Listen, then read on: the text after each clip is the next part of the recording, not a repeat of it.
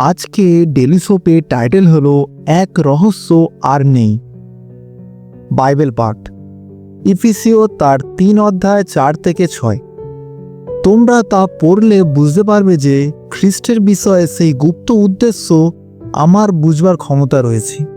সেই গুপ্ত উদ্দেশ্য পবিত্র আত্মার দ্বারা এখন যেভাবে তার পবিত্র প্রেরিত ও নবীদের কাছে প্রকাশিত হয়েছে, আগের সব যুগের লোকেদের কাছে সেইভাবে প্রকাশিত হয়নি। সেই গুপ্ত উদ্দেশ্য হলো এই সুখবরের মধ্যে দিয়ে অজিহুদিরা খ্রিস্ট যিশুর সম্পর্কে যুক্ত হয়ে জিহুদিদের সঙ্গে একই সুযোগের অধিকারী হবে, একই দেহের অংশ হবে আর একই প্রতিজ্ঞা করা আশীর্বাদের ভাগী হবে।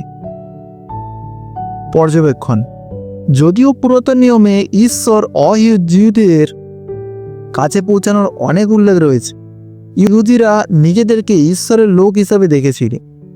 ঈশ্বর স্বর্গকে মানুষের দ্বারা পূর্ণ করার পরিকল্পনা আমাদের পাপের জন্য যিশুকে মৃত্যুবরণ করে পাঠানোর মাধ্যমে তিনি 25 বা 30 জনকে যিশুকে পাঠাতে পারেননি, শুধুমাত্র একজন।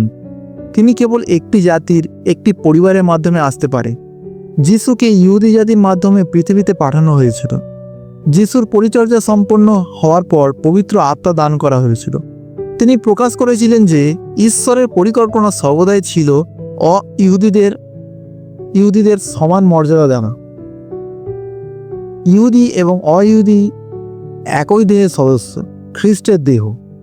আমাদের একই প্রভু আছেন, আমাদের একই পবিত্র আত্মা আছেন। আমরা একই প্রতিশ্রুতিতে ভাগাভাগি করি, আমরা একই গন্তব্য স্বর্গ।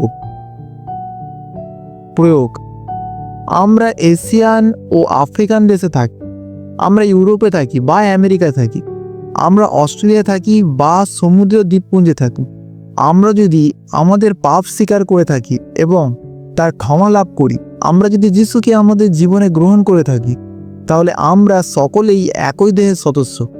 প্রশ্নটি এই নয় যে আমরা কোন ধরনের গির্জায় যোগদান করি, কিন্তু যিশু কি আমাদের পাপ ক্ষমা করেছেন এবং তিনি কি আমাদের ভেতরে বাস করেন?